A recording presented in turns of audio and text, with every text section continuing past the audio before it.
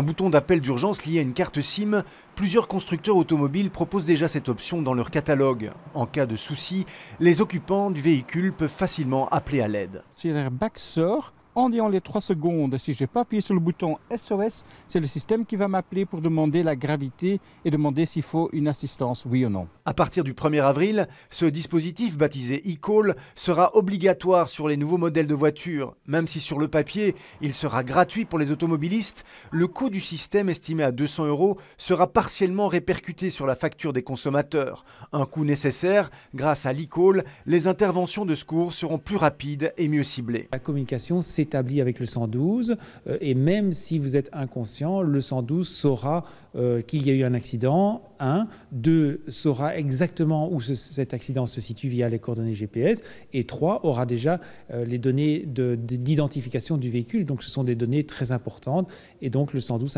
interviendra beaucoup plus rapidement. Rien qu'en Belgique, on estime que ce système imposé par l'Union européenne engendrera entre 100 et 150 000 appels de secours supplémentaires, un trafic qu'il faudra filtrer. Ce seront des enfants par exemple qui vont jouer avec ce bouton, ce seront des accidents dans lesquels l'airbag s'est déclenché mais où il n'y a pas du tout de blessés, ce seront des conducteurs qui se trompent et en cas de crevaison vont appuyer sur ce bouton. L'arrivée de l'eCall se fera progressivement.